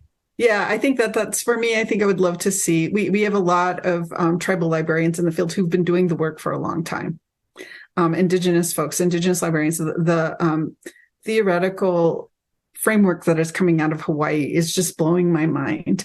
I would love to see that work forwarded, and we're disrupting these systems. I think I'm always asking tribal librarians, not whether they're librarying, whether they are doing librarying correctly. My question is always asking them, how do you library?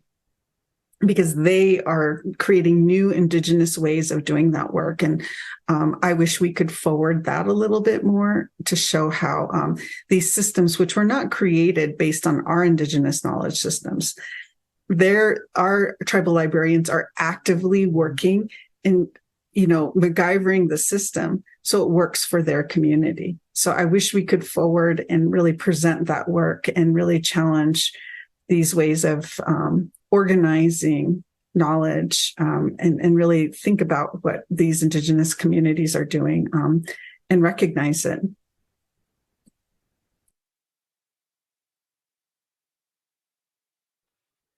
Just to piggyback off of your comments, Jennifer, I think the point of really getting practitioners into academia is such an incredibly important intervention to make. Even in the museum field, when I was at the University of Denver, what they were really good at was hiring people with masters to teach courses on museum evaluation or exhibitions, people who are working out in the field as opposed to that strict academic demand for a PhD to teach. And I raise this because this is something I think about in my fields as well, in Hawaiian studies and anthropology and museum studies, is that in a lot of ways, academia trains us to synthesize information that's coming out of academia. And sometimes we develop these projects and we sound really cool and we're doing all this great work. And then you go to community and they're like, we did that 20 years ago, right? That there are already people outside of non-academic spaces who are presenting such incredible work. And as part of the challenge that we face is how do we do better at making sure that we're training students to learn from those spaces and to write about the incredible rigor and complexity of these projects that are already taking place in our communities. So that's just a little bit about my thoughts on this particular issue within academia. Richie, do you have any other thoughts you'd want to add? No, you all did excellent answering that. I'm good. Hey. Okay, so we could, go ahead. Yeah, I think that would be a great kind of segue for one of the questions that we've prepared in advance for us to really think through. And shifting gears a little bit from challenges is really trying to highlight and identify perhaps some of the strengths of our Indigenous galleries, libraries, archives, and museums. And I think we've touched a little bit on this on each of our conversations, but this is an opportunity to really pinpoint exactly, what are those things. And Richie, thinking about your presentation and naming some of the issues around colonization that so many communities still grapple with today, coming from a small Hawaiian homelands community, which is in some way set up like Indian reservations, has a lot of issues in terms of who can belong and who can't, a lot of issues that you're naming. And so as people coming from these spaces, I oftentimes wonder, how we're doing this work and we're deeply committed to community, but how do we do it in ways that we don't then become impacted by those same things? Or how can we then model for our community? How can we help in that process of healing? And so, this question of the strengths of Indigenous galleries, libraries, archives, and museums, one of them, as you've mentioned, is hopefully creating those spaces where we can cultivate healing and model well-being and health.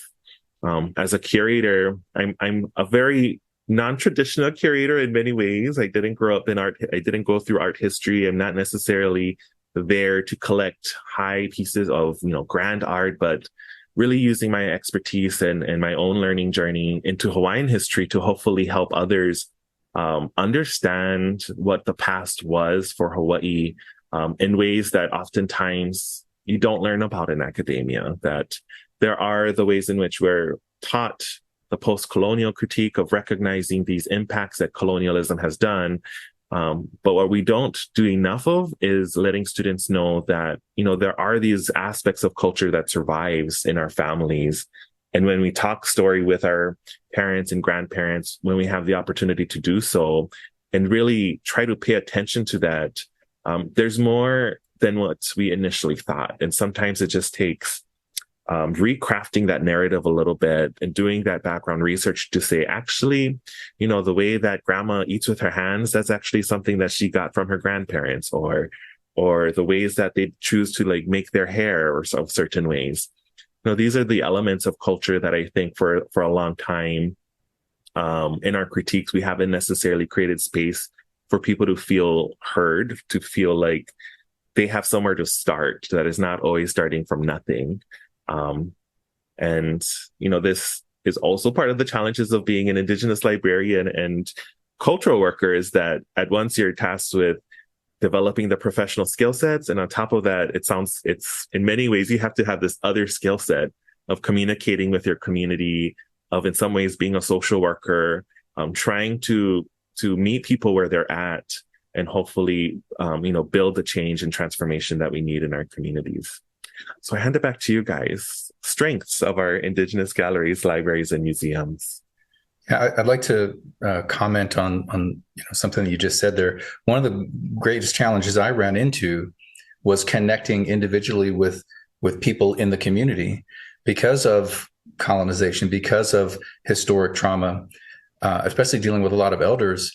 They kind of have a chip on their shoulder, right when you engage. And my wife and I were just talking about this, where you really have to build the relationship and win their trust first, so that they know that you're not there to cause harm or to try to change them in some way necessarily. But once you build that relationship, there's a strong bond and a strong loyalty. But you got to be thick-skinned at first. And everybody was always telling me, don't take it personally. I'm like, it's kind of hard not to take it personally when it's directed at you. But learning to just kind of roll with it and understand that that's just kind of a tough exterior. It's a defense mechanism. And if you'll just kind of press in and show love and kindness, it'll all work out. But yeah, it's a challenge for sure. And I think that it's one of those things that if you're working in a tribal community in any capacity at all, that's something that you need to know, and you have to develop the skill set to be able to. It's a soft skill, but you have to have it. Otherwise, I've seen lots of people come from the outside to work on the reservation and not last very long because of that. Yeah, I'd like to, I think, plus one, all of that, because I think, there's a couple questions in the Q&A around how to better serve communities. It really comes down to relationship building. It's so central, and it's a core value of Indigenous communities. And when the timeline only, when you're thinking about engaging with communities, and the timeline of that sort of beginning relationship building is not in it, I think the projects sputter along until eventually they die out. And so really engaging with communities in a thoughtful way, learn about them, find out that I think it's because we want services, we want help, and I think that's really important. I think getting back to what we have in abundance, and what's so good about our tribal communities, I think, is we're resilient. We've been through a lot. I think we're innovative. I think about those creation stories and all that we've come through. We've always, taken and been agile and been able to move and create and do good work. But I also think one of our major strengths is our humor. It's so fun, the fact in our relationship building and I love when I go back out into community, having a meal with community members. They always say that when community members tease you, you're in. And if they're not teasing you, that's a side eye there. You need to take a moment to say, all right, what do I need to do? Maybe I need to, be a little less formal. Maybe you need to figure out how to reword these things so that it feels a little bit more conversational. I always think that if I can't explain my work to my mom, that's my biggest indicator. Then I need to rethink my approach, because my mom is somebody who grew up on the reservation. Navajo is the first language, and making sure that whatever I do is understandable to her, it's translatable to her, I feel like is a good indicator of success. And generally how I explain the work that I do, no matter whatever I'm doing with anybody, is to sort of understand that not everybody has the education, the experience that I have, the knowledge that I have. So making entry points, these bridges to the work that we do, why it's impactful, the potential impact is mutually beneficial to both of us, I think has been a hallmark in the work that is really key in any work that you do in order to have any sort of lasting, sustainable change. Is you really need to do that. And I love within tribal communities, we have a wicked sense of humor. We always want to sit down and have a meal, and we want to get to know you. And I think Helena's very beginning point about the importance of introductions. When you're talking with folks, let them know where you're coming from. And I've had to teach that at IMLS. Slow down. Let's take a moment. You need to tell people where you're from, not where you live. No, where are you from? And this gives us the lens in which you view the world. And I think that's really important. And everybody I've taught that to, and they come into a conversation like that, it shifts. Everything shifts. We get to move past the sort of shallow level of engagement, and we get to something deeper. So I think I prize our relationships. I prize our humor, and I prize that our inventive, sort of agile minds that continually are always thinking of new ways of solving all these problems that are continually coming. Those problems will never end. And our creation stories show that. So we lean into the skills that we have, and I love that about Indigenous communities. This is actually a great segue, Jen, to one of the second questions that we got, which is, what were your experiences in tribal libraries versus academic libraries? And did your experience influence any specific project or practices in your career? Richie, feel free to interpret this as broadly as you'd like, given your career trajectory. And I segue in this way because you mentioned, having to rethink our approaches. And this is something that we have to do within our communities as well as in academia.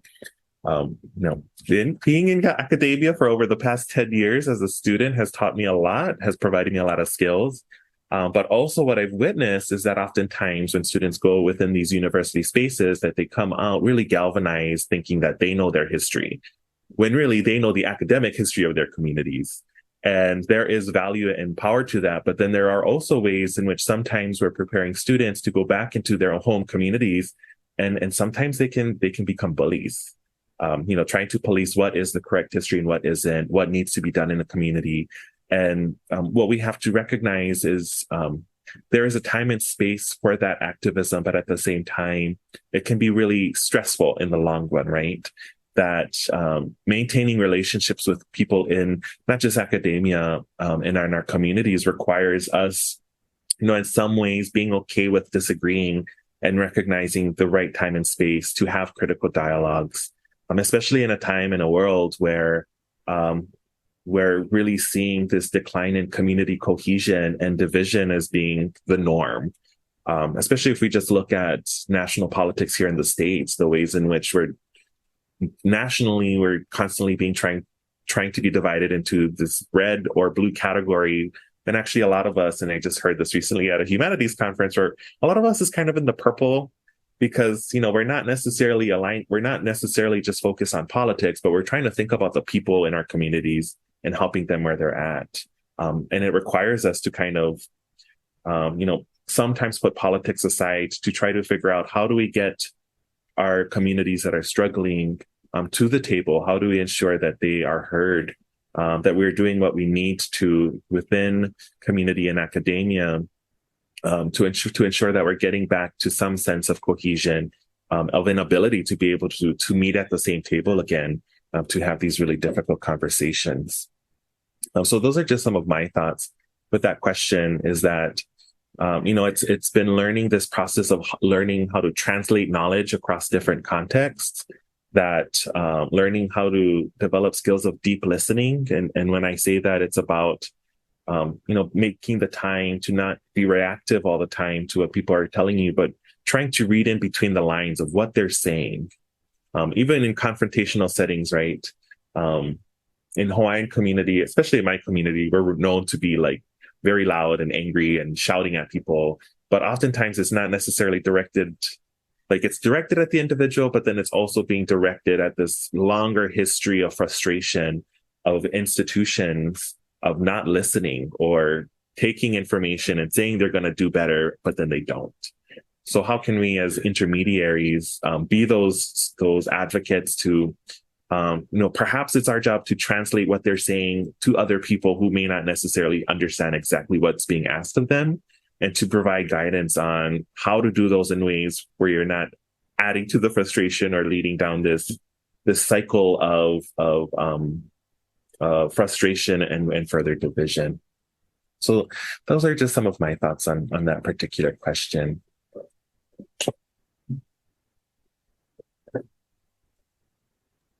I think my experiences in tribal libraries versus academic libraries is, I think academic institutions are built on a very interesting model, very hierarchical, that I sometimes feel like the process to create scholars can sometimes be hard, and isn't necessarily, older systems. It's not necessarily. I was just talking to a professor about this yesterday, about his frustration of how, in order to get a degree, sometimes it felt like a hazing system. I say hazing. You were just going through things because they were things other people had gone through. And I don't know, I think it sometimes can feel a little cold because it adheres to this, larger organizational model that's isn't very community based. And I think tribal libraries and other libraries as well. Sometimes I'm always struck with the compassion and kindness of, when I was reading these profiles of libraries for our national medals. I was reading these amazing programs that were being made that were responsive to the community. And so I was happy to see that. And I was really thrilled to see when some of that began to change. But I think that was my experience, was that it felt very cold, very different. And again, I went through it a long time ago. I think things are changing. I'm really excited about that. There being, I think, the response, what COVID made us do and the pandemic made us do in these spaces was think thoughtfully about how to be useful to our communities. And I'm really thrilled about that. And I'm seeing community libraries of all sizes and spaces really embrace that community anchor institution label and become the hubs of their communities. And I so appreciate that. And I get excited when I meet a library and they've got their hands kind of everywhere.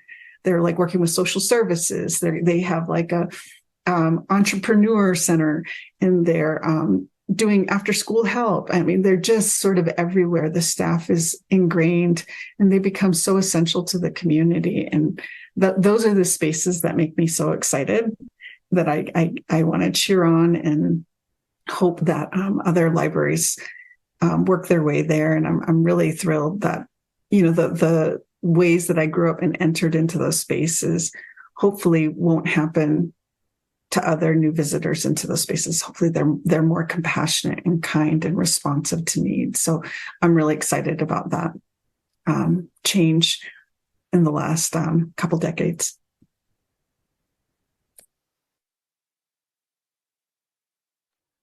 Richie, I wanted to ask, given your experience in tribal government, maybe we can think about this question as some of the lessons you learned and practices you developed for being able to work in community, as somebody really in between tribal government and federal government. I'm sorry, it cut out there. Can you repeat that? What are some of the practices you learned as somebody who really served as in between tribal government and federal government, working in your community? I think that the biggest challenge really, and it's been touched on already, is trying to make sure that the agencies that you're engaged with are actually hearing you. Obviously, there's been this longstanding we're up here, you're down here kind of mentality with the federal government. I think that's changing. Having like Deb Haaland as the Secretary of Interior was a huge leap. Prior to that, I had met with the previous Secretary, Ryan Zinke, and with a lot of other tribal leaders. And immediately in this meeting, and there was probably about 35 or 40 tribal leaders in the meeting. 15, 20 minutes in, I thought, I've been to this meeting before. It's just wash, rinse, repeat. That sounds great. That sounds good. Send us a memo. We'll see what we can do about that. So I think it does have a lot to do with relationship building, but then you have to have somebody on the other end who is receptive to relationship building and not necessarily just going through the motions to check the box and say, yes, we had consultation with the tribal leaders, and then off we go. I think that as we get more Indigenous people into these high-ranking positions in the federal government, we can see more of that. But that's incremental change. It doesn't necessarily mean that we have to have Indigenous people in all those positions, but having people that maybe have at least worked in tribal communities and have an understanding, because as all three of us have pointed out in our talks, tribal communities are different. I noticed in talking with tribal leaders across the country, there are common threads that we all share, but then there are things that make their tribal community unique. So even if we had people within the government who worked in tribal communities, have an understanding of how they operate, how they think, how we think, and how everything we do is really rooted in our culture, that's really going to make a big difference. But on a closing note, I think after your last comments, we should run you in 2024 for president. I think you do a great job, and if I get a second on that, we'll make a motion. I'll have to think about that. I don't know. Being president of the U.S. is a big task. But this is a great, a great thing to get into something I also wanted to chat a little bit about. And I think this gets to one of our last questions in the Q&A about improving services for Indigenous communities in academic libraries and museum libraries. And I want to phrase this question a little bit differently, because it's not necessarily about improving services, but creating infrastructure to support those services.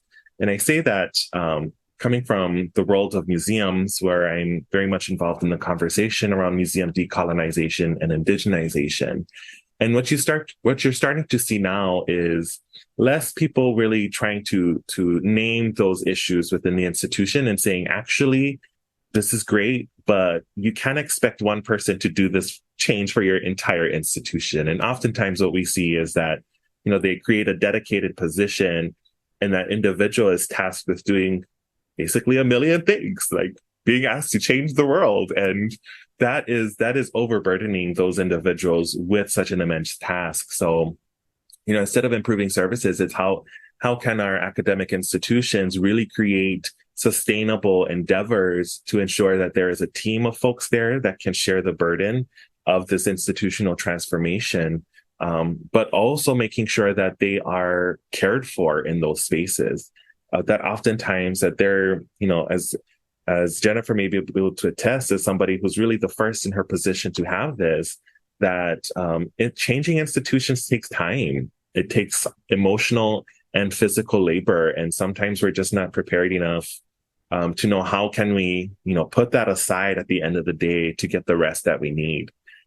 On top of our concerns and desire to really help our communities where they're at.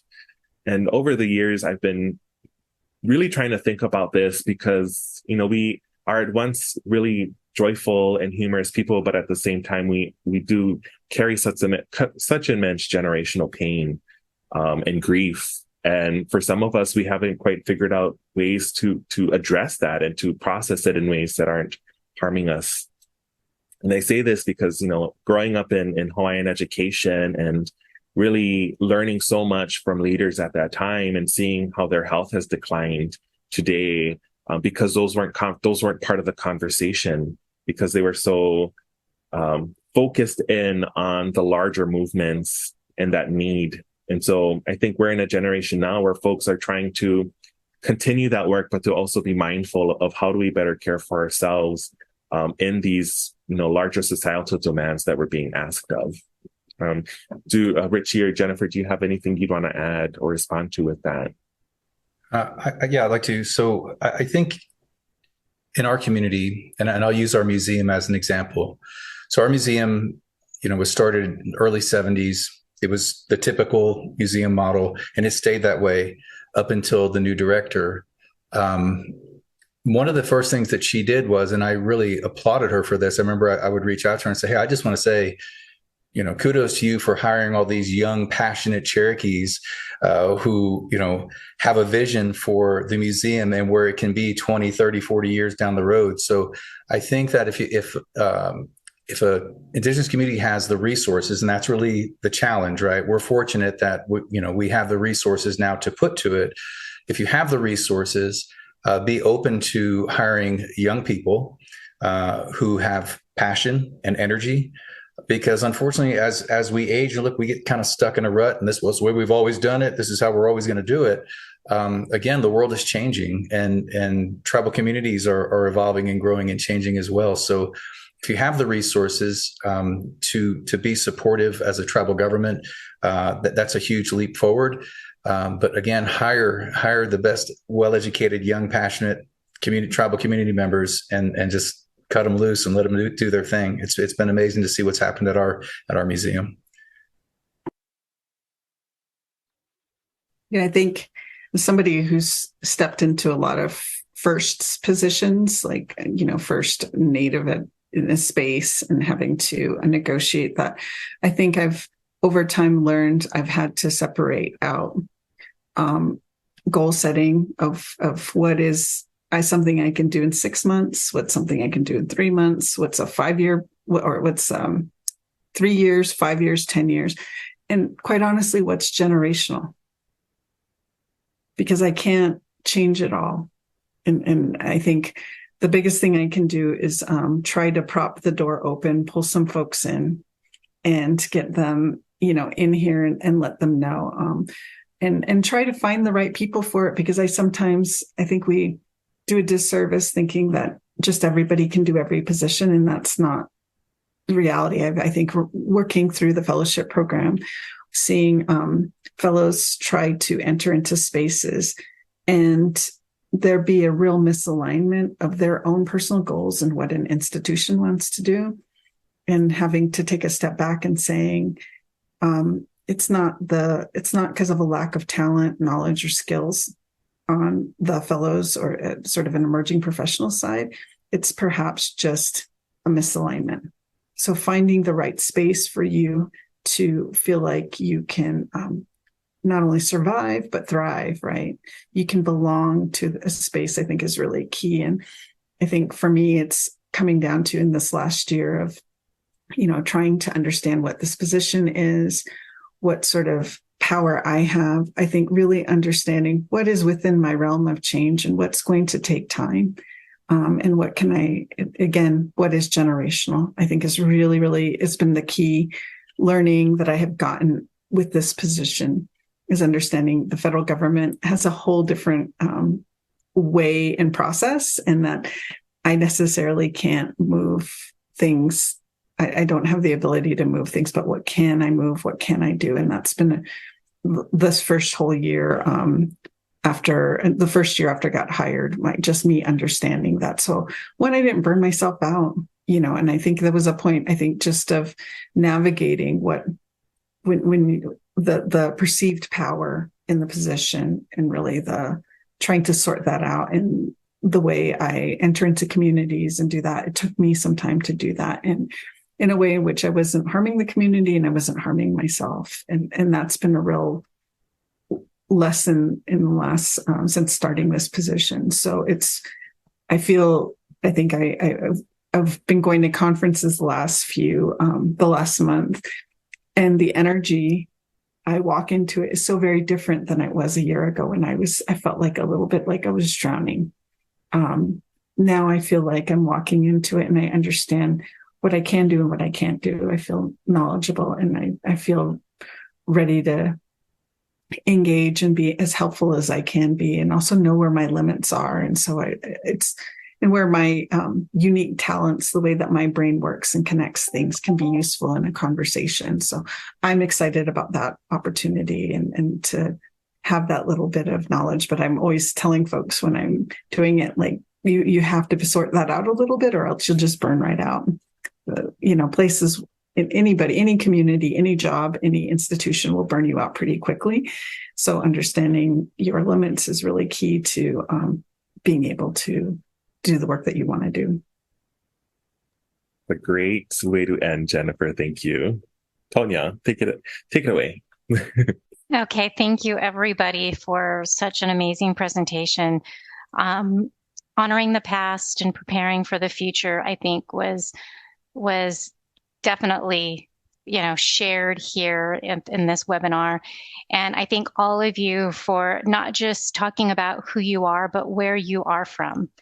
And the story of, the information that you are able to share with us in such a short period of time, but even some of the intimate information that you wanted to share about your family, and sharing pictures of yourself, your grandma, your cousins, your aunties, and your children.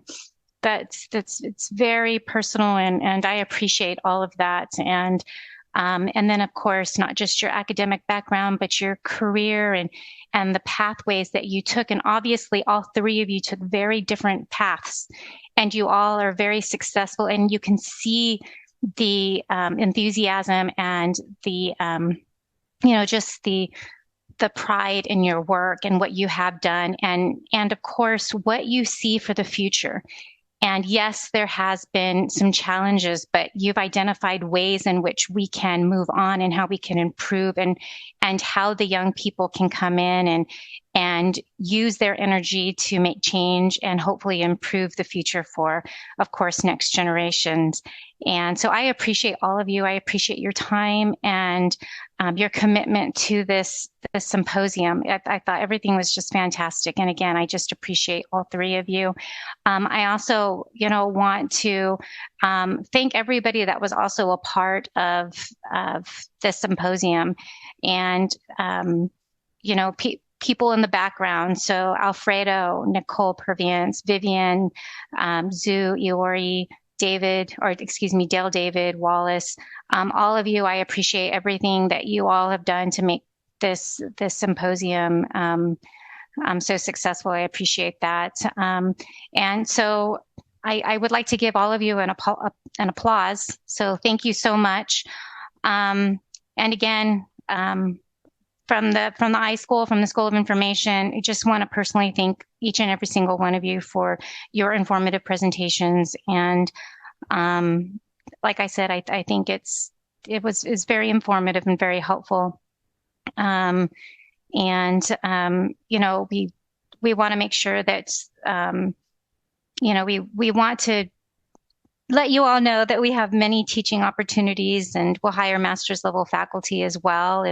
If there are any of you out there and listening, or any of you, on the panel that maybe have some interest in coming and providing your knowledge and sharing your knowledge with our students here in the iSchool.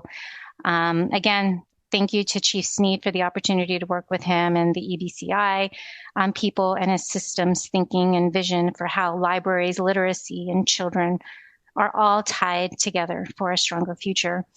The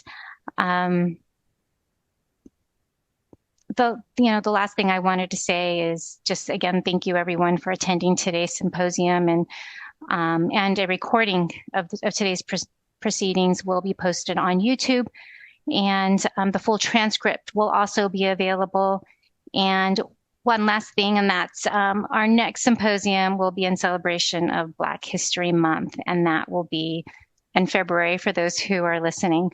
And again, thank you so much. I think I have maybe less than 1 minute. So I just can't appreciate, Tanya, if I may, I just want to applaud all of your hard work and all of the diversity committee's hard work for putting this together. So let's give them a loud round of applause. And I apologize for I was in commute, so for the microphone snafu there. And I also, on behalf of the School of Information, want to thank all of you for sharing, your history and your stories and part of you with us. And Helena talked about infrastructure. So behind the scenes creating these symposiums and all of the infrastructure necessary to do that has taken quite a bit of time. And as Tanya said, quite a bit of effort on behalf of our staff. So I want to sincerely thank all of them for all of the work they've done. The other part to it is that this is all recorded, and so we have formed a partnership with a professional video production team who's going to take this full 2-hour symposium will be shared in the recording along with the full transcription, but there also will be kind of more of like a 3 to 5 minute greatest hits, because we also know that's how people like to digest content. So I want you to know that. And what we've seen with the statistics is that typically all the double, triple, quadruple the amount of views that you get from the live audience, right? So I want you to know that your words of wisdom will live on. And the last thing I want to say is, again, thank you to the panelists, because the real goal of the symposium is to really educate our students. We have 3,400 students for the largest Masters of Library Information Science program in the world, 49 out of 50 states, 11 countries. And the goal here is to bring leaders like yourselves to the table so that we can educate our students about thoughts and ideas of cultures and people. And we are proud to say we're the most diverse MLS program also in the country. And then last thing I want to say with Chief Snead is, and maybe it's because I have a little bit of Marine Corps in me as well, is his strength and his vision and what he's done with the Eastern Band. And again, having the privilege of working with him. And I think working with Adam and his tribal library and kind of seeing how that is a community hub for so many of the things that he and his people have in mind, I think is fantastic. And final note is on a personal note. So my father passed away just a few days ago, and I think that we talk about how to connect the past with the future, right? And so we have a little free library that's dedicated to or sponsored by my parents. And so if you can drop that in, Alfredo, just because one of the things that I really like about Chief Snead is he's a man of action, right? And I think that ultimately it's a small token, but working with the Tribal Library and Adam Lambert, they have curated this Amazon wish list. So feel free to donate or to consider ways in which to support Indigenous and Native American communities. And so this is one way. And I'm just honored to say that, again, the past honors the future, right? And I think that as our elders pass on, there's a way for them, of course, to contribute to the future of us all. So anyway, thank you again for your time. Thank you again for your wisdom and sharing that with us. And I wish you all a wonderful day.